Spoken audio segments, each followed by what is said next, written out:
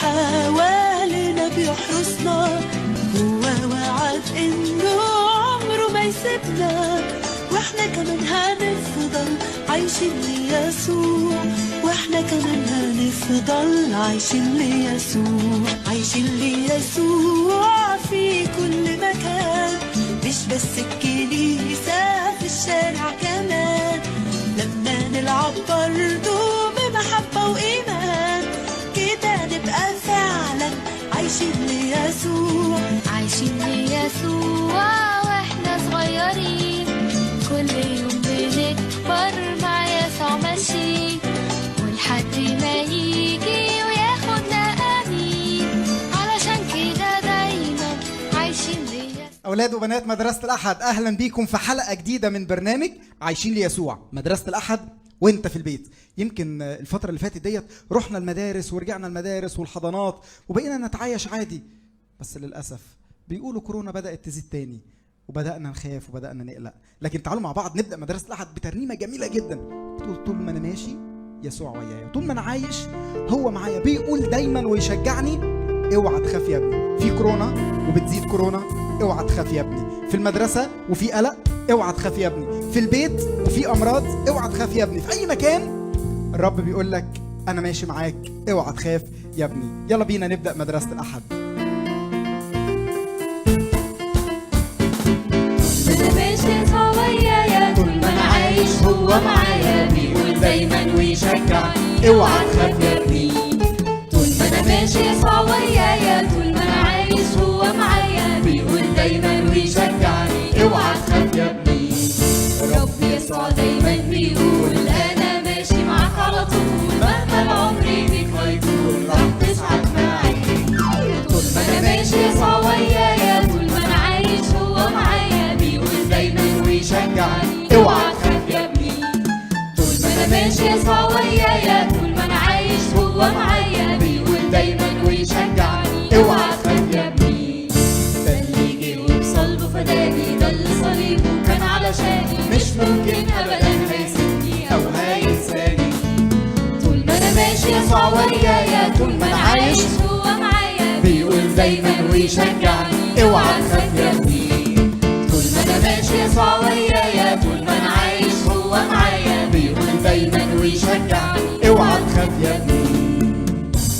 تعالوا مع بعض دلوقتي نشوف فزورة جديدة مع تيتا مفيدة. يلا بسرعة اعرف بنتكلم عن مين واكتب الإجابة بتاعتك في كومنت تحت اللايف. ازيكم يا صحابي؟ ما تيجوا كده النهارده نسمع الفزورة على السريع. فرافيرو تعالى يلا اسمع الفزورة معانا. انا جيت اهو.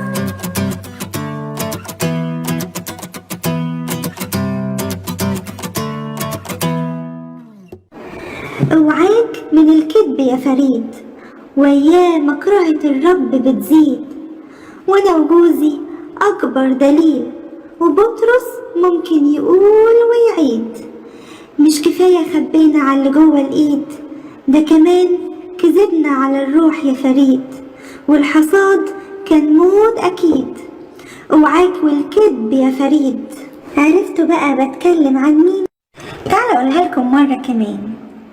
اوعاك من الكذب يا فريد، وياه مكرهة الرب بتزيد، وانا وجوزي اكبر دليل، وبطرس ممكن يقول ويعيد.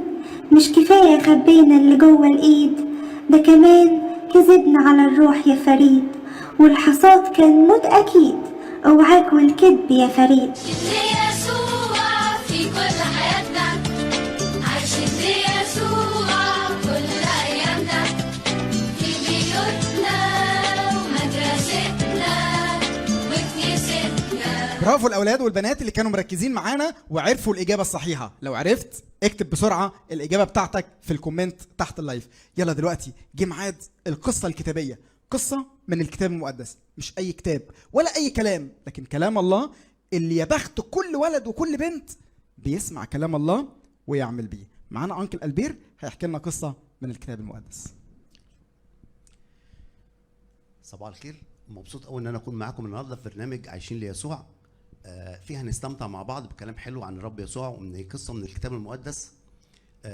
حابب في البدايه بس ان احنا نصلي مع بعض، وانت بتتفرج عليا كده غمض عينك وصلي لرب يسوع، اشكره، قول له يا رب شكرا ليك لانك رتبت ليا فرصه ان انا اتكلم معاك وان اسمع كلام حلو عنك. الفرصه دي ما جاتش بالصدفه، لكن اكيد الرب مرتب حاجه في الدرس بتاعنا هيقولها ليك انت مخصوص، وهيخلينا احنا كمان نقول الكلام المناسب ليك انت بالظبط. فعشان كده اقول له يا رب من فضلك افتح عينيا وافتح قلبي يا رب عشان افهم كلامك واعمل بيه واسمعه كويس وانفذه في حياتي. امين. كركور، صباح الخير يا كركور. صباح النور يا انكل. مال صوتك زعلان كده ليه؟ انت زعلان ولا ايه؟ شكلك زعلان ومش زي كل مره. طبعا يا انكل زعلان، انت مش عايش معانا هنا في الارض ولا ايه؟ يا خرابي، ده شكل الموضوع كبير قوي. ايه اللي حصل؟ في حاجه حصلت ولا ايه؟ طبعا يا انكل. يا انكل ده في حاجات كتير قوي تزعل، انا مش عارف ازعل من ايه ولا من ايه. حاجات كتيره حصلت كده؟ يا انكل. طب ما تعرفني، انا مش عارف حاجه. ده في يا انكل امراض كتير وحرايق واطفال بتتخطف، ده غير انهم بيقولوا ان ممكن الكورونا ترجع تاني. هو ده الحاجات اللي مزعلك يعني؟ هو الصراحة يعني الكورونا لو رجعت انا هفرح شوية لان انا مش هروح المدرسة تاني، بس يعني برضه اكد في حاجات كتير وحشة يعني وناس كتير بتموت. لا بصراحه حاجات تزعل.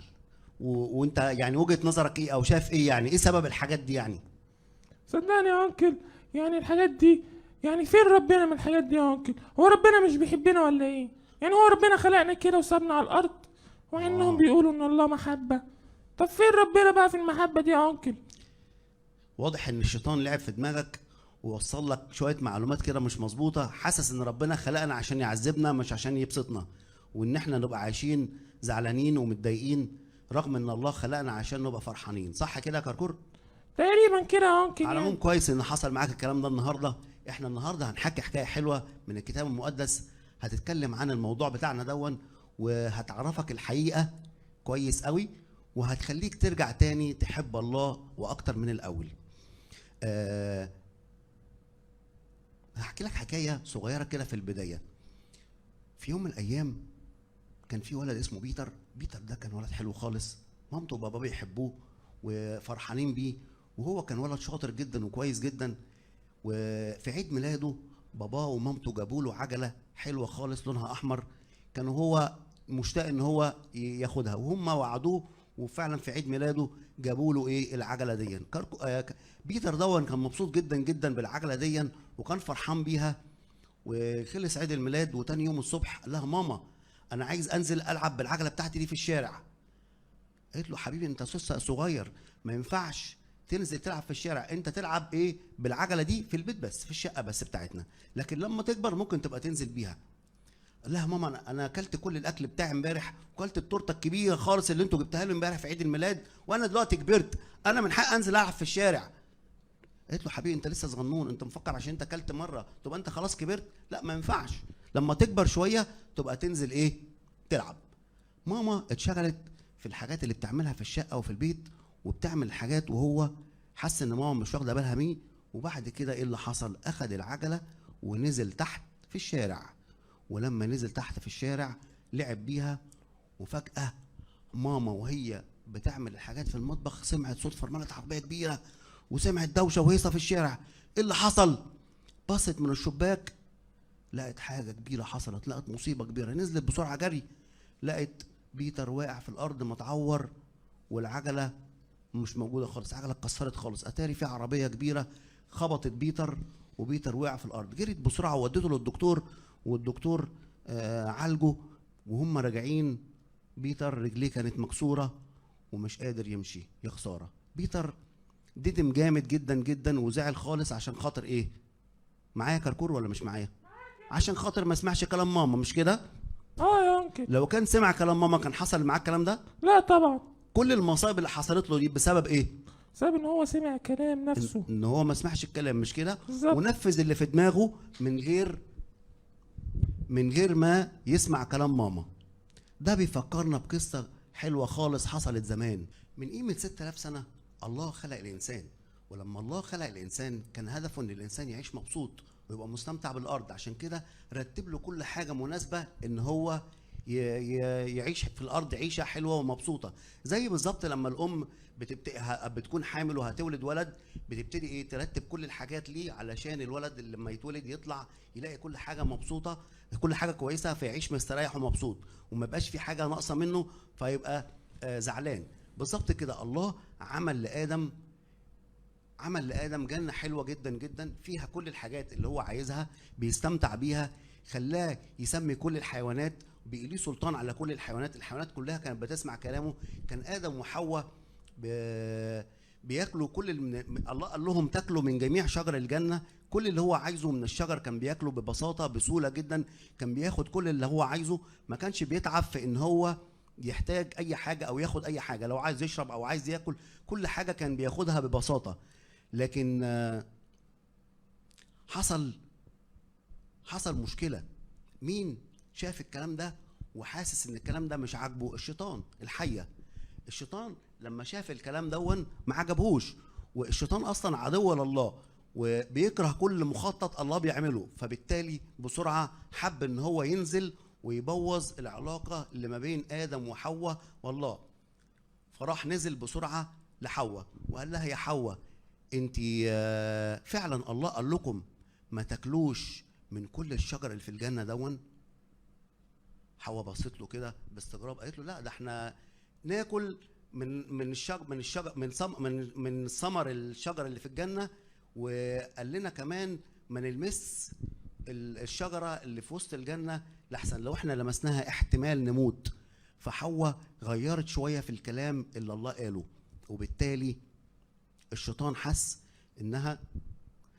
حس انها بسهولة قوي يلعب في دماغها ويغير افكارها ويخليها ما تسمعش كلام الله. بسرعة الشيطان قال لها على فكرة الله بيضحك عليكم، لو انت اكلتي من الثمر اللي في الشجره دي، على فكره هي مش تفاحه، كل الناس بتقعد تقول انها تفاحه بس الكتاب ما ذكرش انها تفاحه، هو احنا مش عارفين هي ايه بالظبط.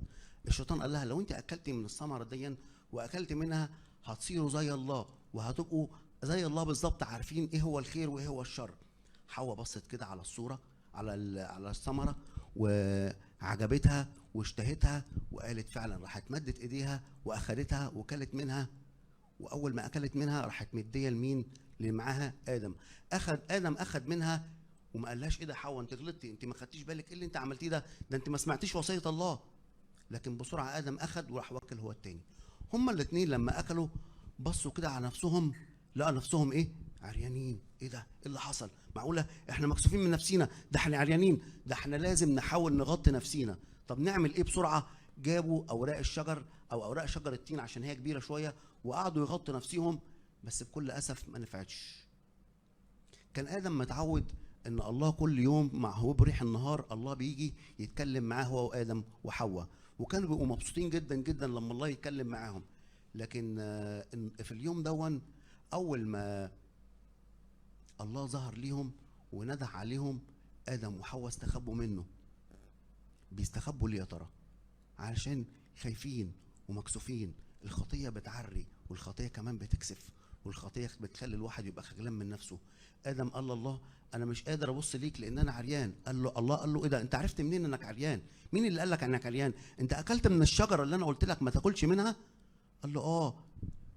الله قال له ايه اللي خلاك تاكل منها؟ قال له الست اللي انت اديتاني، المراه اللي انت اديتاني هي اللي ادتني فانا اكلت. رمى اللوم من على نفسه وخلى حواء هي اللي تبقى ايه؟ اللي عليها كل الغلط. ولكن كمان قال لحواء ايه ده حواء اللي انت عملتيه؟ انت ليه اكلت من الشجره؟ قالت له ده مش انا، دي الحيه هي اللي اغرتني فانا اكلت من الشجره. راح للحيه ايه يا حيه ايه اللي عملتيه؟ الحيه وقفت مش عارفه تقول حاجه. الله طبعا زعل جدا ان هم ايه؟ ما سمعوش كلامه، لكن كان مضطر كمان ان هو يعاقبهم، والعقاب كان لازم الله ينفذه. قال للحيه ملعونه انت من جميع حيوانات البريه، انت من هنا ورايح مش هتمشي على رجلك لكن هتزحفي على بطنك والتراب هتاكليه. وقال لحواء انت كمان يا حواء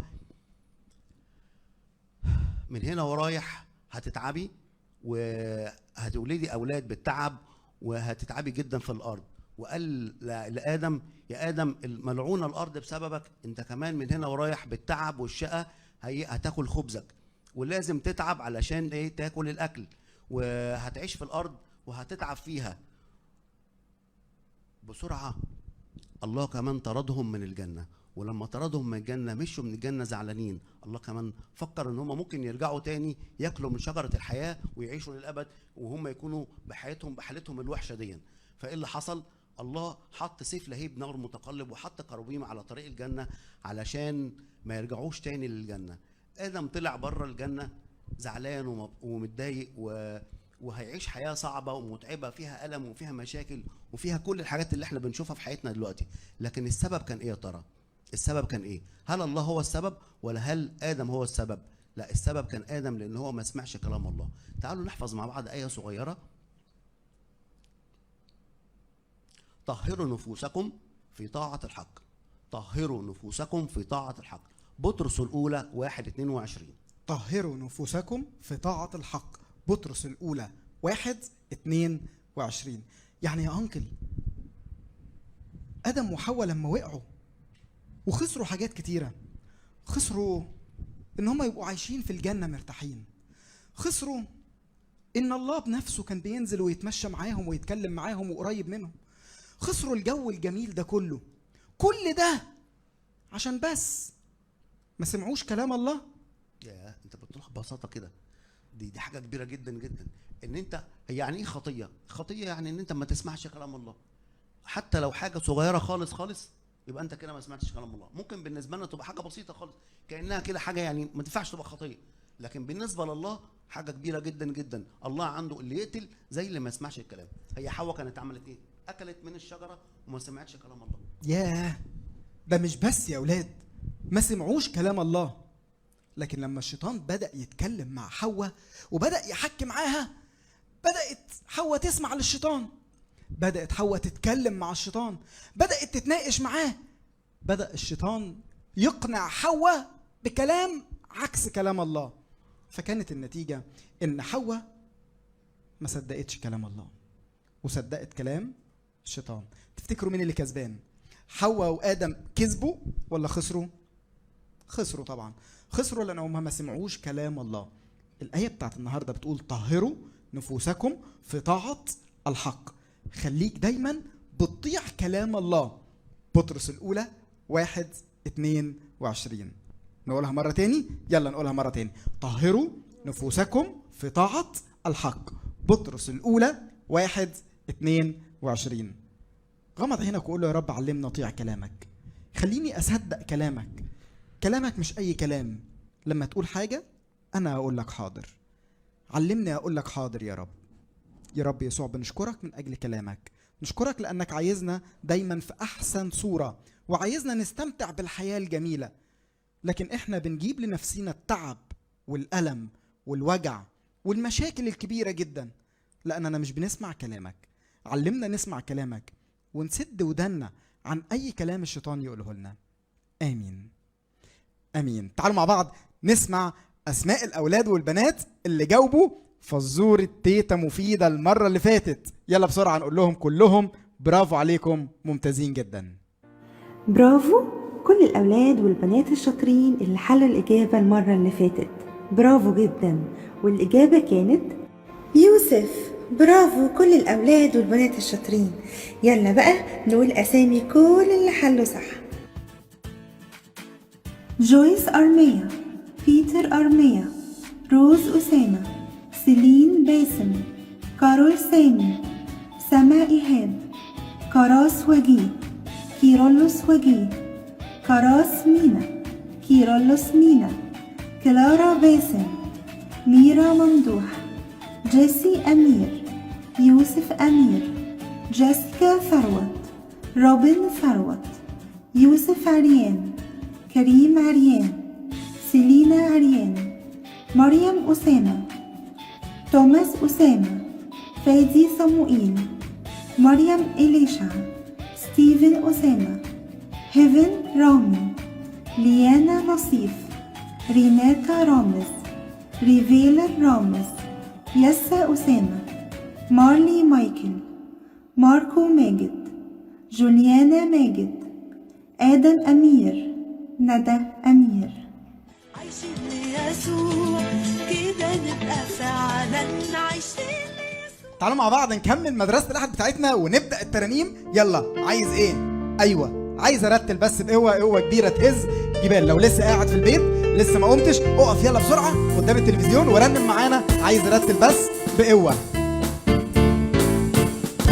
عايز ارتل بس بقوة، قوة كبيرة تهز جبال، قوة تخلي الميت يصحى، قوة تخلي الكل رجال. عايز ارتل بس بقوة، قوة كبيرة تهز جبال، قوة تخلي الميت يصحى، قوة تخلي الكل رجال. عايز افرح فرحة كبيرة، فرحة تسع كل الافلام، تملك قلبي وتملى كياني وتعزيني اليوم وياك.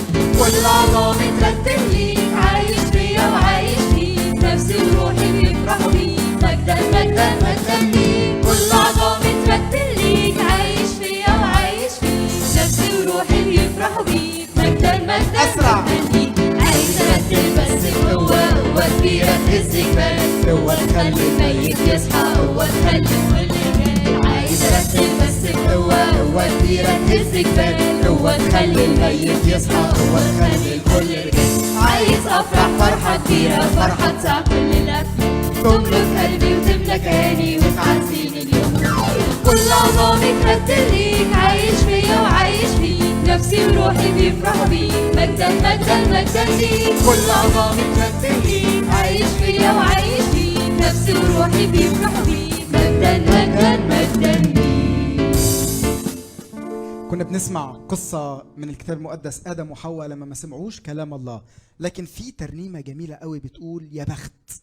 أيوة، بس طوبى طوبى للي يسمع ويعمل كمان، دايما يبقى ناجح في كل مكان. يا بخت اللي يسمع ويعمل بالكلام اللي بيسمعه.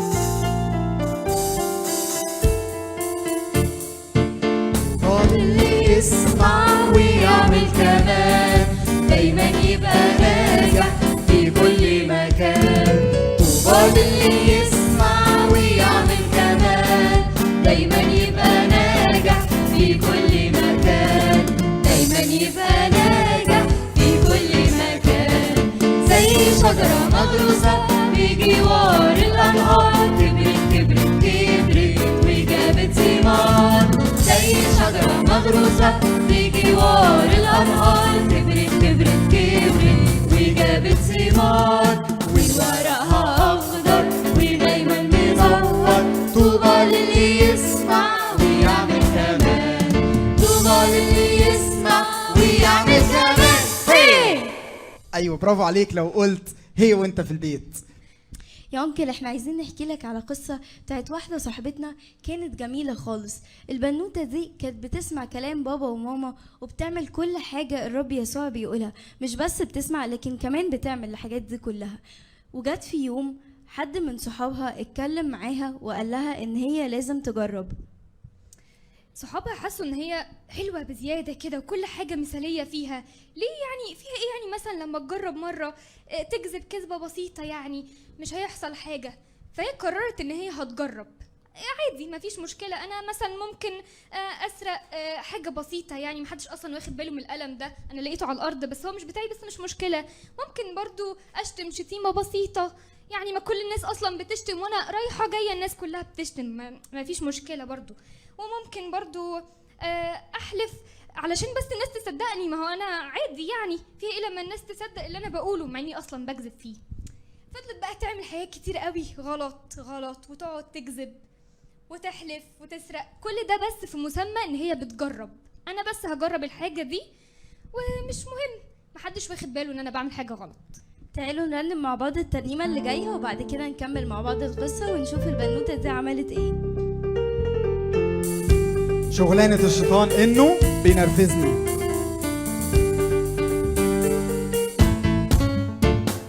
شغلانة الشيطان انه بينرفزني وبيبقى فرحان لما يشوف حزني.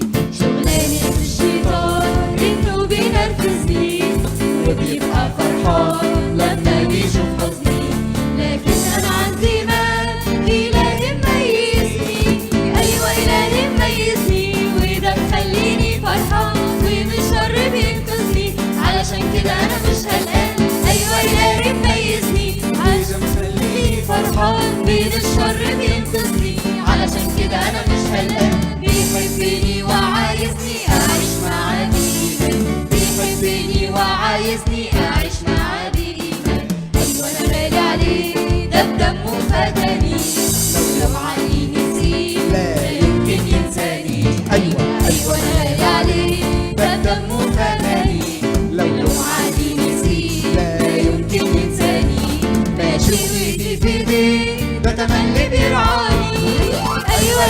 مميزني وده مخليني فرحان، من الشر بينقذني علشان كده انا مش قلقان. ايوه الهي مميزني وده مخليني فرحان، من الشر بينقذني علشان كده انا مش قلقان. بيحبني وعايزني اعيش معاه بايمان، بيحبني وعايزني اعيش معاه بايمان. المشكلة بقى ان صاحبتنا اللي احنا بنحكي عنها دي فضلت تعمل خطايا خطايا خطايا، لدرجة ان التجربة مجرد كانت تجربة عندها اتحولت التجربة دي لعادة. بقيت خلاص حاسة اصلا انها ما بتعملش حاجة غلط، انا بشتم في الطبيعي وبحلف في الطبيعي وبكذب في الطبيعي، دي حياتي اصلا مش حاجة مختلفة عني. وزي ما احنا كنا شايفين ان البنوتة دي اصلا وقفت ترنم، وهي دايما طول الوقت بيتفكرة ان هي طالما بتروح الكنيسة وبترنم وبتصلي وخلاص بقى عايشة مع بابا وماما وطول النهار بيصلوا مع بعض، ان هي كده ما بتعملش حاجة خطية او حاجة وحشة. لكن هي فاكرة برغم كل اللي هي بتعمله ده الا ان هو عادي جدا، وعادي ان هي تكمل تسبيح وتصلي ولا اكن هي عاملة حاجة غلط. مش بتصلي ان ربنا يغيرها او يطهرها او كده، لكن هي بتصلي عادي لان هي متعودة على حاجة زي كده ومش مستنية ان هي تتغير. وخلونا برضو نكمل ترانيم ونرجع نشوف البنوتة دي عملت ايه بعد كده. جاية في الترنيمة اللي جاية بيقول لك ابليس لو جالك ما تسمعلوش كلام. لو ابليس جه في مرة وقال لك جرب ما تسمعلوش كلام، قول له لا ما تتشطرش عليا. عندي حكاية هقولها للأولاد.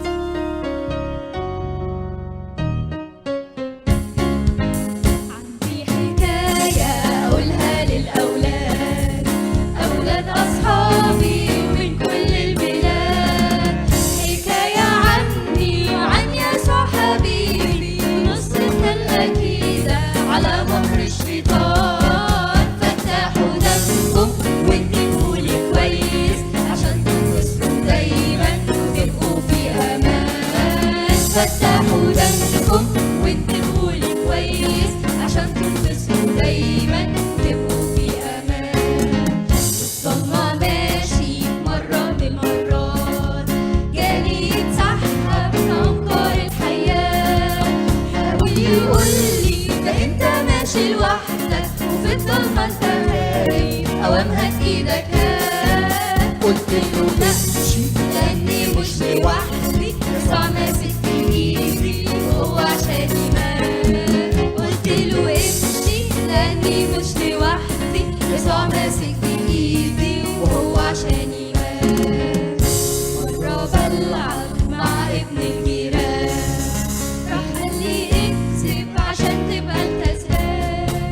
قلت له لا يسوع راح يزعل مني وقلبي مش هيفرح مادام هو زعلان. انفر مني وجي جنبي يسوعي لحظة لقيته جنبي وحسيت بالأمان. انفر مني وجي جنبي يسوعي لحظة لقيته جنبي وحسيت بالأمان. نصيحة على مر الزمان، إبليس لو جالك ما تسمعلوش كلام. قوله يا شاطر ما تتشطرش عليا عشان أنا مش هدك ولا ليا معاك كلام. لو كنت شاطر روح اتحدى ربي وهو هيوريلك ويغلبك كمان. لو كنت شاطر روح اتحدى ربي وهو هيوريلك ويغلبك كمان.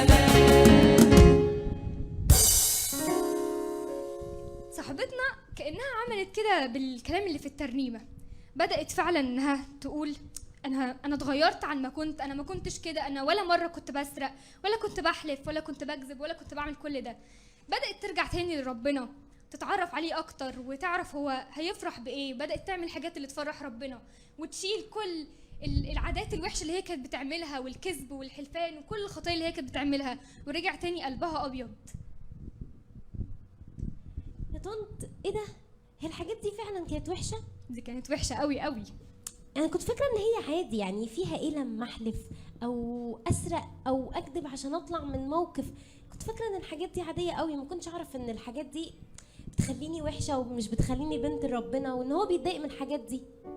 بس خلاص انا مش هعمل كده تاني وخلاص كل الحاجات دي راحت. طب خلاص طالما انت اتغيرتي بقى، تعالي نرنم مع بعض الترنيمه اللي جايه، ورنمي بقى بحماس، لان انت بجد كده دلوقتي انت فعلا متغيره وتقدري ترنمي معانا ويبقى بجد من قلبك. خلاص ماشي.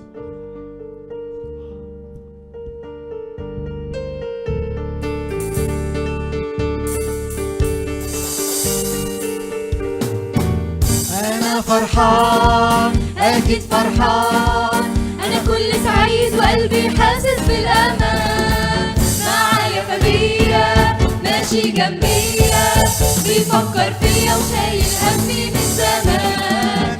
أنا فرحان أكيد فرحان، أنا كل سعيد وقلبي حاسس بالأمان. معايا فبيا ماشي جنبيا، بيفكر فيا وشايل همي من زمان.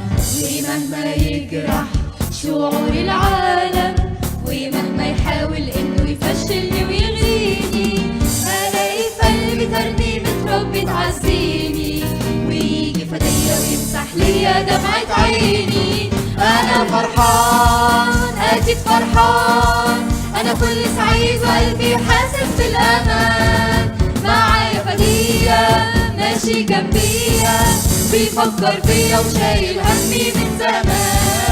أنا فرحان أكيد فرحان، أنا كل سعيد وقلبي حاسس بالأمان. معايا فدية ماشي جنبيا، بيفكر فيا وشايل همي من زمان.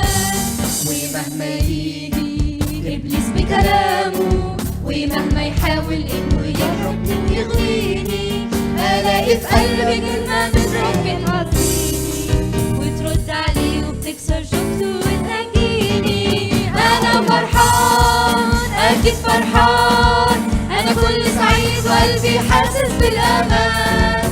معايا فدية ماشي جنبيا، بيفكر فيا وشايل همي من زمان. أنا فرحان أكيد فرحان، أنا كل سعيد وقلبي حاسس بالأمان. معايا فدية ماشي جنبيا، بيفكر فيا وشايل همي من زمان. وإني أصحابي ويغلطوا فيا، ومهما يحاولوا يسيئوا كل كلامهم ليا، ألاقي في قلبي قوة ربي بتقويني، وأرد الشر كل الخير اللي ليا. أنا فرحان أكيد فرحان، أنا كل سعيد وقلبي حاسس بالأمان. معايا فدية ماشي جنبيا، بيفكر فيا وشايل همي من زمان. أنا فرحان أكيد فرحان، أنا كل سعيد وقلبي حاسس بالأمان. معايا فدية معايا فدية ماشي جنبيا، بيفكر فيا وشايل همي من زمان. خلي بالك الشيطان لما بيجي لك، خلي بالك الشيطان لما بيجي لك وعايزك تعمل الخطية، مش بيجي يقول لك تعالى اعمل الخطية، تعالى اعمل غلط. لا، ده بيجي زي ما جه لحواء، بيجي زي الحية، بيجي من غير ما تحس. بيجي لك من خلال صاحبك، ممكن يجي لك من خلال التلفزيون والافلام اللي ممكن تكون بتشوفها، ممكن يجي لك من خلال كلمة سمعتها في الشارع، ممكن يجي كده من غير ما تحس خالص ويقول لك اعمل الخطية ديت، ويقول لك دي مش خطية، عادي يعني لو حلفت، عادي لو كذبت، عادي لو اتكلمت على صاحبك، عادي لو اتكلمت على حد انت مش بتحبه. خلي بالك الترنيمة اللي جاية بتقول في خطية ما تبانش خطية، تيجي في أفعال أو أفكار تتسحب ليا بحنية زي الثعلب المكار. باسم يسوع أنا غالب كل صغار تعالى. يلا مع بعض نقول الترنيمة دي.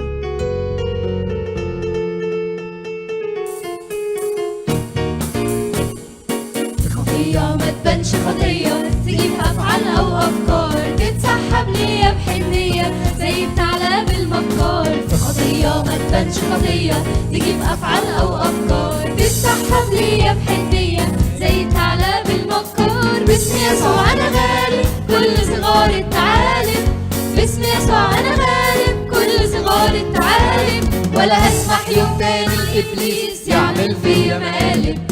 لو أتابع قلبي ونضفته، هقدر احس باصغر غلطة، والثعلب تلاقيني كشفته، واطرده قبل ما اخش في ورطة. لو تابع قلبي ونضفته، هقدر احس باصغر غلطة، والثعلب تلاقيني كشفته، واطرده قبل ما اخش في ورطة. باسم يسوع انا غالب كل صغار الثعالب، باسم يسوع انا غالب كل صغار الثعالب، ولا هسمح يوم تاني ابليس يعمل فيا مقالب.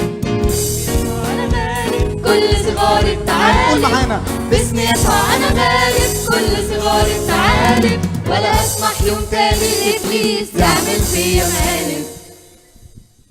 اوعى تسمح لابليس يعمل فيك مقلب ويوقعك في خطيه. يوم ما هتقع في الخطيه هتحس بالحزن والفشل والزعل وتتعب جدا جدا جدا. تعالوا مع بعض نقول الترنيمه الجميله جدا جدا اللي بتقول رب يسوع بيحبني، ابن لي غفر ذنبي، انط من الفرحه وامشي وياه على طول.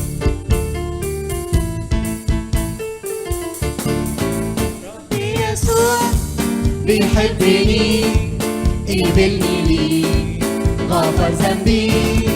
ربي يسوع بيحبني، قبلني ليه غفر ذنبي. انط من الفرحة امشي وراه على طول، اجري اتمم ما شئت والف على اصحابي واقول. انط من الفرحة امشي وراه على طول، اجري اتمم ما شئت والف على اصحابي واقول. يسوع بيحبني، يسوع بيحبني، يسوع بيحبني، مجدا هللويا. هي برافو عليكم الاولاد والبنات. يلا مع بعض نقول الترنيمه الجميله قوي اللي بتقول فكر يلا معايا ضروري الرب بيرعانا ازاي. خلي بالك الشيطان موجود، الشيطان موجود، الشيطان حوالينا، موجود حوالينا في كل حته، ايوه في كل حته، بس الرب معايا انا مش قلقان. فكر يلا معايا ضروري الرب بيرعانا ازاي. ركز كده بلاش تتاوب، اجابتي في السطر الجاي. فكر يلا معايا ضروري الرب بيرعاني ازاي. ركز كده وبلاش تتاوب، فتح ودنك اصل هجاوب، واجابتي في السطر الجاي. اصل انا في ايدين رب يسوع، وهرنم وبصوت مسموع، وان ندهوني صوتك واطي، هفتح بقي وعلي الصوت واتنطط. اصل انا فرحان وهسقف كم سقفة كمان، وهسلم على صاحبي واقول له ربي يسوع بيحبني موت. ده كل يوم شمسه بتطلع لي وتقول لي يا صباح الخير، والعصافير قدامي بتضحك وتقول لي يا سيدي يا بختك، ده انت احسن من كل الطير. اصل انا في ايدين ربي يسوع، وهرنم وبصوت مسموع، وان ندهولي صوتك واطي، هفتح بقي وعلي الصوت واتنطط. اصل انا فرحان وهسقف كم سقفة كمان، وهسلم على صاحبي واقول له ربي يسوع بيحبني موت.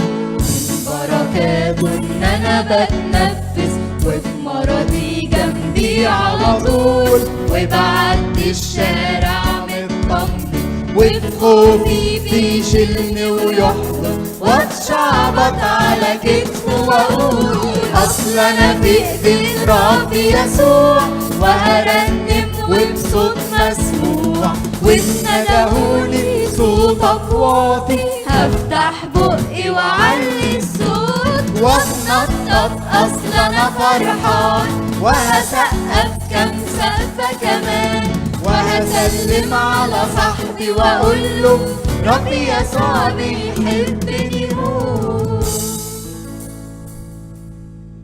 لو الشيطان جه ضحك عليك في مره وقال لك الرب يسوع مش بيحبك، زي ما سمعنا كركور، هو ربنا سايبنا كل دوت ليه؟